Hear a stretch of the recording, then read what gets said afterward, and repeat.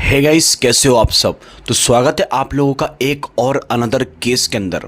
And आज का ये जो केस है ना, ये लिटरली इतना ज़्यादा दर्दनाक है कि आज के इस केस को सुनने के बाद आपकी रूह बुरी तरह से कांपने लगेगी। जी हाँ दोस्तों, क्योंकि आज का ये जो केस है ये भी प्यार मोहब्बत से जुड़ा हुआ है। और आज के इस केस को पूरा सुनने के बाद लिटरली आपको किसी पर भरोसा करने में भी 100 बार सोचना पड़ सकता है, जो कि एक बहुत ही अच्छा डिसीज़न है। तो बिना किसी देरी के हम आज की कहानी को शुरुआत करते हैं, लेकिन गुजारिश है वीडियो को एक सेकंड के लिए भी स्किप मत करना, एंड तक इस कहानी को सुनना, जब भी आपको एक सीख और आपको कुछ जानने के लिए मिलेगा। तो चलिए कहानी की शुरुआत करते हैं। तो आज की हमारी दोस्तों ये कहानी है उत्तर प्रदेश के प्रयागराज जिले से थोड़ी सी दूर पर एक कौशाम्बी नाम का शहर पड़ता है, और उसी शहर के अंदर दोस्तों एक गांव पड़ता है पंडोई नाम का। ओके, तो ये गांव बहुत ही ज़्यादा छोटा है। ये कहानी लगभग 5 जुलाई 2017 की है। 5 जुलाई 2017 को सुबह के वक्त पर, सुबह की यूँ ही तकरीबन 7 साढ़े 7 बजे का टाइम हो रहा था। सुबह के वक्त पर वहाँ के लोकल्स लोग ऐसे ही वहाँ पर रोड पर से निकल रहे थे, लेकिन कुछ ही देर के बाद वहाँ पर उन्हें उस गांव के रोड के किनारे पर, मतलब कि उस साइड पर छोटे से कुछ खेत टाइप की बने हुए थे। तो वहाँ पर उन लोगों को दोस्तों कुछ अजीब सी चीज़ पड़ी हुई दिखाई देती है, मतलब कि कोई व्यक्ति उनको सामने की ओर पड़ा हुआ दिखाई देता है, जिसे देखकर लिटरली वो बहुत ज़्यादा शॉक हो जाते हैं। और जब वो उसके करीब जाते हैं ना, तो वो पाते हैं कि एक महिला पड़ी हुई थी वहाँ पर ज़मीन पर, लेकिन उसका चेहरा अभी ये लोग नहीं देख पाए थे क्योंकि वो औंधी पड़ी हुई थी। तो ये लोग जैसे दोस्तों उसको उठाते हैं और उसका चेहरा देखने की कोशिश करते हैं, तो ये लोग बहुत ज़्यादा शॉक हो जाते हैं, क्योंकि ये लोग पाते हैं कि वो एक डेड बॉडी थी, एक लड़की की। जी हाँ, आसपास बहुत सारा खून बिखरा हुआ था, जिसे देखकर सारे के सारे लोग बहुत ज़्यादा शॉक हो गए थे। तो फ़ौरन ही इन लोगों ने अब यहाँ पर पुलिस को कॉल कर दिया और बताया कि ऐसे ऐसी जगह पर एक डेड बॉडी मिली है। तो अब कुछ ही देर के बाद यहाँ पर जैसे ही वक्त बीतता है तो पुलिस भी यहाँ तक अब पहुँच जाती है। लेकिन जब दोस्तों पुलिस यहाँ पर आती है तो बहुत ज़्यादा शॉक हो जाती है। पुलिस पाती है कि आखिर इस तरीके से ये डेड बॉडी किसकी हो सकती है। और उस डेड बॉडी को देखकर पुलिस को एक बात साफ साफ समझ में आ रही थी कि इस लड़की को जिसने भी मारा है वो इसे यहाँ पर नहीं मारा गया, इसे कहीं और मारा गया होगा, लेकिन बाद में इसे यहाँ पर लाकर फेंक दिया गया है। क्योंकि उस जगह को देखकर किसी भी एंगल से ये नहीं लग रहा था कि इस लड़की को इसी जगह पर मारा गया है। हालांकि खून तो था, लेकिन बहुत कम मात्रा में खून वहां पर पुलिस को मिला था। तो अभी पुलिस उस डेड बॉडी को देख ही रही थी कि तभी अचानक से पुलिस देखती है कि उस डेड बॉडी के माथे पर कुछ गोल गोल सा निशान था, और जो कि एक घाव था, जिसे देखकर साफ साफ ये समझ में आ रहा था कि इस लड़की को बंदूक से शूट करके मारा गया है, और वो एक गोली का निशान है। लेकिन आपको सुनकर बहुत ज़्यादा हैरानी होगी, गोली का निशान बहुत छोटा होता है, वो दरअसल एक बहुत बड़ा घाव टाइप का बना हुआ था। वो क्यों, इसके बारे में बस आपको आगे पता चलेगा। वीडियो को एंड तक ज़रूर देखते रहना। अब पुलिस वाले वहां के आसपास के लोगों से पूछताछ करते हैं कि आखिर ये लड़की किसकी है, लेकिन पूछताछ करने पर कुछ भी पता नहीं चल पाता कि आखिर इस लड़की की डिटेल है क्या, ये लड़की किसकी है और किसकी नहीं। हालांकि पुलिस ने फौरन ही अपनी समझदारी को दिखाते हुए उस लड़की की बॉडी को पोस्टमार्टम रिपोर्ट के लिए भेज दिया गया, और आसपास के लोगों से पूछताछ करती रही कि आखिर ये लड़की किसकी है किसकी नहीं। लेकिन दोस्तों 3-4 दिन का वक्त बीत जाता है, पुलिस को उसके बारे में कुछ पता ही नहीं चलता कि आखिर एक्चुअल में ये लड़की किसकी है और यहाँ पर कौन इसे मार कर डाल गया है, मतलब किसने इसको, लड़की को इतनी बेरहमी से मारा है। पुलिस ने कुछ देर इंतज़ार किया और 3-4 दिन के बाद ही यहाँ पर पुलिस को मिली पोस्टमार्टम रिपोर्ट। तो जब पोस्टमार्टम रिपोर्ट आई ना, तो पुलिस को एक शॉक कर देने वाली बात पता चली। आप लोगों ने बिल्कुल सही सुना। पोस्टमार्टम रिपोर्ट के अंदर पुलिस को ये पता चला कि मारने से पहले इस लड़की के साथ में बलात्कार किया गया था। जी हाँ, आप लोगों ने बिल्कुल सही सुना। और साथ ही साथ लड़की के माथे पर दोस्तों जो घाव था ना, वो एक्चुअल में एक गोली का ही घाव था, मतलब कि इसे बंदूक से शूट करके ही मारा गया था। लेकिन उसके बावजूद भी किसी औजार या फिर हथियार से उस घाव को रौंदा गया था, जिससे कि वो और ज़्यादा गहरा हो जाए। ये सब चीज़ें पुलिस को पोस्टमार्टम रिपोर्ट से पता चलती है, जिसे देखकर पुलिस बहुत ही ज़्यादा शॉक हो जाती है। लिटरली पुलिस के पास ऐसे कई सारे सवाल थे, और सबसे बड़ा सवाल तो ये था जिसका जवाब पुलिस को मिल नहीं पा रहा था। इस लड़की की इन्फॉर्मेशन, इसकी डिटेल की, आखिर ये लड़की किसकी है और क्यों कैसे इस लड़की को कोई इतनी बेरहमी से मार गया।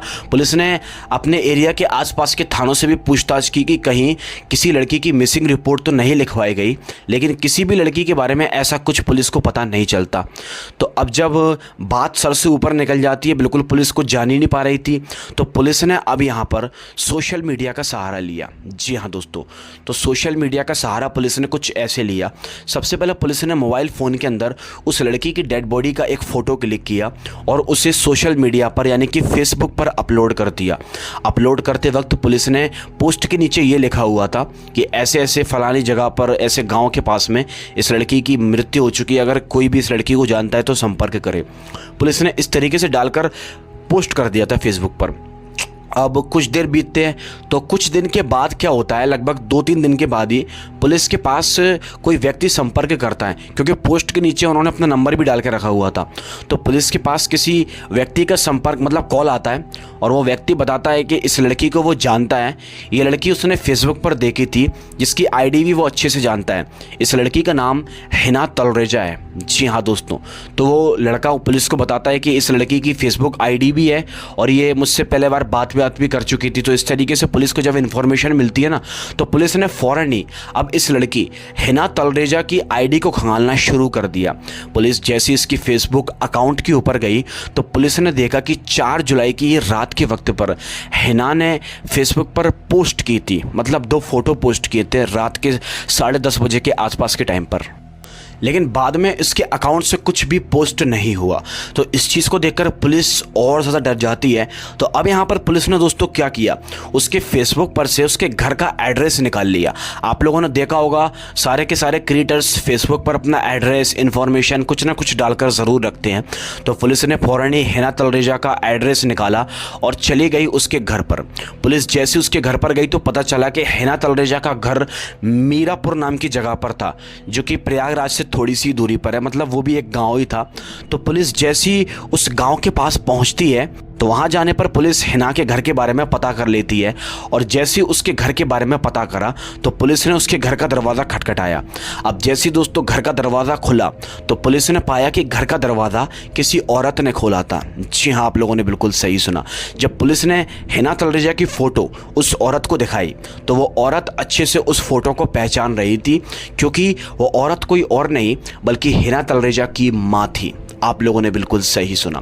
पुलिस ने सारी बातें उसकी माँ को बताया कि आपकी लड़की का कत्ल हो चुका है एंड उसे मारकर कोई बेरहमी से ऐसी ऐसी जगह पर डाल दिया गया था। लेकिन पुलिस के ऐसा बोलने के बावजूद भी उसकी माँ पर अपनी बेटी के कत्ल का कुछ भी ऐसा फ़र्क नहीं पड़ रहा था। जी हाँ दोस्तों, पुलिस ने उसकी माँ से पूछताछ करी और पूछा कि लगभग कितने दिन से हिना अपने घर पर नहीं आई है। तो हिना की मां ने पुलिस को बताया कि वो 4 जुलाई की रात को घर से ये बोलकर गई थी कि वो दिल्ली के लिए निकल रही है और जब से वो घर पे वापस नहीं आई है। मतलब कि 4 जुलाई को ही उसका कत्ल किया गया था और 5 जुलाई को लोग बागों की उसकी डेड बॉडी वहाँ पर मिली थी पंडोई नाम के गाँव के अंदर। तो पुलिस को यहाँ पर अब सब कुछ क्लियर हो चुका था। लेकिन जब वो उसकी माँ से और पूछताछ करते हैं तो उसकी माँ हिना को लेकर बहुत ज़्यादा गुस्से में थी। उसकी माँ ने यहाँ पर पुलिस से बोला था कि वो लड़की मेरी बिल्कुल भी बात नहीं मानती थी। हालांकि मैं उसकी माँ थी, लेकिन कभी भी वो मुझे अपनी माँ की तरह ट्रीट नहीं करती थी। मैं उससे ये कहती थी कि ये काम मत करो तो वो वही काम को करती थी। इसीलिए उसकी माँ दोस्तों अपनी बेटी से नफरत करती थी। और साथ ही साथ हिना की माँ ने यह भी कहा था पुलिस से कि उसने अपनी बेटी से सारे संबंध को ख़त्म कर दिया था, मतलब कि तोड़ दिया था। तो अब ये सारी की सारी बातें सुनकर पुलिस को पता चल चुका था कि लड़की आवारा किस्म की है, ये घर वालों की बात मानने वाली लड़की बिल्कुल भी नहीं है। तो अब यहाँ पर उनसे बात करते हुए पुलिस को एक बात और पता चलती है। हिना की माँ बताती है पुलिस को कि उसने मेरी मर्जी के बगैर मेरे खिलाफ जाकर एक अलग धर्म के लड़के से शादी भी कर ली थी, जो कि एक मुस्लिम फैमिली से बिलोंग करता था। उस लड़के का नाम था अदनान खान। जी हाँ दोस्तों, तो यहाँ पर उसकी माँ के ज़रिए पुलिस को ये चीज़ भी पता चलती है। तो हल्का हल्का पुलिस को यहाँ पर चीज़ें क्लियर होती जा रही थी। लेकिन अब पुलिस को ये पता करना था कि आखिर इस लड़की की मृत्यु किसने की है और कैसे की है। अब आई नो आप लोगों के माइंड के अंदर एक सवाल चल रहा होगा कि जब हिना ने किसी और धर्म के लड़के से शादी कर ली थी तो फिर ये अपनी माँ के साथ क्यों रह रही थी, इसे तो अपने ससुराल में होना चाहिए ना। तो बस इस चीज़ का जवाब आपको इसी वीडियो के अंदर कुछ ही देर में मिल जाएगा। तो आप कहानी को बड़ा ध्यान से सुनिएगा। तो दोस्तों अब क्या होता है, यहाँ पर पुलिस ने हिना के फेसबुक अकाउंट से उसके नंबर को भी पता कर लिया था, उसके फ़ोन नंबर को। फ़ोन नंबर तो पूरी तरीके से बंद था, लेकिन जब उसकी कॉल डिटेल निकाली जाती है छानबीन करके तो पता चलता है कि हिना ने मतलब जब उसका कत्ल हुआ था उससे पहले उसने अदनान खान के नंबर से ही बात की थी, मतलब कि उससे ही उसने कॉल पर लास्ट टाइम बात की थी। तो जब पुलिस को ये बात पता चली ना कि हिना की मरने से पहले लास्ट बार बात हुई थी इसी के पति अदनान से, तो अब यहाँ पर पुलिस ने क्या किया, अपना सारा फोकस डाल दिया अदनान खान के ऊपर। तो पुलिस ने दोस्तों अब यहाँ पर फ़ौरन ही इसके भी नंबर को निकाला और इसके फेसबुक अकाउंट के ज़रिए इसका भी एड्रेस पता कर लिया। ये दरअसल शाहगंज नाम के शहर का रहने वाला था। तो पुलिस फ़ौरन ही इसके घर के एड्रेस पर चले गई और जैसे पुलिस इसके घर पर गई तो पाते हैं कि इसके घर पर इसके परिवार वाले थे, ये अपने घर पर मौजूद नहीं था। पुलिस ने जब पूछताछ करी इनके परिवार वालों से तो पता चला कि अदनान 4 जुलाई का ही गायब है। जी हाँ दोस्तों, ये बात 18 जुलाई की है। पुलिस 18 जुलाई को उसके घर वालों के पास गई थी और वो 4 जुलाई से अपने घर पर लौटा ही नहीं है। बस ये जानने की देरी थी कि पुलिस को सारी बातें समझ में आ गई कि अदनान ने ही अपनी पत्नी का मर्डर किया होगा, जभी तो वो अपने घर से फरार है, किसी को कुछ बताकर नहीं गया है। पुलिस को अब हल्का हल्का शक होना शुरू हो चुका था। तो अब पुलिस ने यहाँ पर अदनान के ऊपर और कड़ी से कड़ी इन्वेस्टिगेट करना शुरू करी कि आखिर ये लड़का अपने शहर को छोड़कर कहाँ फरार हो चुका है। लेकिन शुरुआत में ज़्यादा कुछ पुलिस के हाथ नहीं लगा, इसीलिए उनको बहुत ज़्यादा निराशा हो रही थी। लेकिन बीच में उनको ये खबर भी पड़ी थी कि शायद अदनान महाराष्ट्र के एक शहर मुंबई के अंदर भाग चुका है और वो डरकर अलग अलग शहरों में भाग रहा है जिससे कि वो पकड़ा ना जाए। लेकिन जब पुलिस अपनी टीम के साथ महाराष्ट्र पहुँचती है तो दोस्तों अदनान वहाँ से फरार हो चुका था, मतलब वो वहाँ पर नहीं था। लेकिन इसी बीच दोस्तों क्या होता है, कुछ दिन बीतते हैं और 28 जुलाई को यहाँ पर पुलिस को खबर पड़ती है कि अदनान को प्रयागराज में ही देखा गया है। मतलब कि पुलिस ने हर जगह अपनी टीम लगा रखी थी कि अदनान कहीं भी दिखे तो ऐसे ऐसे करके कांटेक्ट करना। तो उन्हीं लोगों से पुलिस को पता चलता है कि अदनान को प्रयागराज ज़िले में देखा गया है एक जगह पर। तो जैसी पुलिस को जब ये खबर पड़ी तो पुलिस फ़ौरन ही पहुंची वहाँ पर और लिटरली उनको वहाँ पर अदनान मिल भी गया था। पुलिस ने फ़ौरन ही अदनान को वहाँ पर गिरफ्तार कर लिया था। उसके साथ में उसके दोस्त भी थे जो कि वहाँ से फरार हो चुके थे, लेकिन अदनान बुरी तरह से पकड़ा गया। अब जैसे ही अदनान पकड़ा तो पुलिस इसको लेके आ गई थाने अरेस्ट करके। पुलिस इससे शक्ति से इससे पहले कि पूछताछ कर पाती, इसने पहले ही अपना सारा जुर्म कबूल कर लिया। ये पुलिस से बोल पड़ा कि हाँ, जिस चीज़ के लिए आप मुझे ढूंढ रहे हो वो आपका गुनहगार मैं ही हूँ। मैंने ही अपनी पत्नी हिना तलरेजा का कत्ल किया है। और जब कत्ल की कहानी सामने आती है तो वो बहुत ही दिल दहला देने वाली होती है। तो चलिए मैं आप लोगों को शॉर्ट में बताने की कोशिश करता हूँ। तो इस कहानी की शुरुआत होती है हिना तलरेजा नाम की उस लड़की से जो कि मीरापुर गाँव की रहने वाली थी। ये शुरुआत में अपने माता पिता के साथ में रहा करती थी और अपने माता पिता की इकलौती बेटी थी। अपने माता पिता की बहुत ही ज़्यादा लाडली बेटी थी। इसके माता पिता से बहुत प्यार करते थे। हिना जब छोटी थी तो उसके पिता इसकी हर ख्वाहिशों को पूरा करते थे, इसके लिए कमाकर भी लाते थे। लेकिन जैसे जैसे हिना बड़ी होती गई तो दोस्तों एक हादसे में इसके पिता की मौत हो गई। इसके पिता चल बसे और जैसे इसके पिता की मौत हुई तो धीरे धीरे करके हिना की माँ ने इसका पालन पोषण किया। वो कहीं पर जॉब करके हिना को पाला करती थी। तो जब धीरे धीरे करके हिना और ज़्यादा बड़ी होती गई तो इसने अपनी माँ से काम करने को मना कर दिया। हिना ने खुद सोचा कि वो खुद आगे आकर घर की जिम्मेदार लड़की बने और अपनी माँ को देखे, क्योंकि धीरे धीरे करके उसकी माँ भी उम्र होती जा रही थी उनकी भी। तो अब हिना ने क्या किया, एक बार के अंदर काम करना शुरू कर दिया। तो वो वहाँ से कुछ चंद पैसे अर्न कर लिया करती थी। लेकिन बार में काम करने की वजह से हिना गंदी आदतों का शिकार बन चुकी थी, जैसे कि शराब, नशा, लड़के वगैरह से मिलना, ये सब कुछ वो गंदी चीज़ों की आदी बन चुकी थी। और ये चीज़ कहीं ना कहीं उसकी माँ को धीरे धीरे करके पता चल रही थी, लेकिन वो कुछ बोल नहीं पा रही थी। क्योंकि जब कोई जिम्मेदार बनना शुरू हो जाता है ना तो कहीं ना कहीं घर वाले भी कुछ बोल नहीं पाते, वो एकदम चुप से रह जाते हैं। तो अब इसी तरीके से ये सब कुछ चलता रहा। हिना उसी बार के अंदर काम करती रही, पैसे कमाती रही और उसी बार के अंदर दोस्तों उसकी मुलाकात होती है अदनान खान नाम के इस व्यक्ति से जो कि इसका पति बन चुका था। अदनान खान से जब इसकी मुलाकात हुई, दोनों की आपस में बात हुई तो सबसे पहले दोस्ती हुई थी।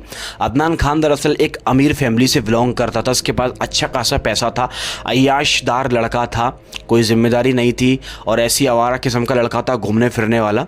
तो जब इन दोनों की मुलाकात मुलाकात हुई यहाँ पर, तो धीरे धीरे करके क्या हुआ, ये चीज़ मुझे बार बार बोलने में शर्म आती है, दोनों को एक दूसरे से प्यार हो जाता है। जैसे दोनों एक दूसरे से प्यार करने लगते हैं ना, तो बस वही चीज़ें शुरू हो जाती हैं। दोनों ने कसम खा ली थी कि एक दूसरे से शादी करेंगे, ये करेंगे, वो करेंगे। और हिना अदनान के लिए बहुत ज़्यादा उसकी तरफ अट्रैक्ट होती जा रही थी। आप लोग उससे इस चीज़ को कह सकते हो। तो वो इतनी अट्रैक्ट होती जा रही थी कि वो अपने परिवार वालों से भी अच्छे से बात नहीं किया करती थी, मतलब अपनी माँ से भी अच्छे से बात नहीं किया करती थी। और बिना बताए रात रात भर घर से गायब रहना, इस तरीके की हरकतें चालू हो चुकी थी। तो एक बार अब यहाँ पर हिना ने सोचा कि इस बार बार के झंझट को ख़त्म करते हैं और मैं और अदनान शादी कर लेते हैं।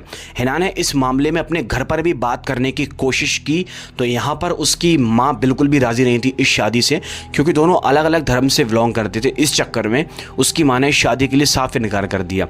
लेकिन हिना ने अपनी माँ के खिलाफ जाकर उस लड़के से शादी कर ली और अदनान के परिवार वाले भी राज़ी नहीं थे इस शादी के लिए। तो दोनों ने एक दूसरे की फैमिली के खिलाफ जाकर शादी की।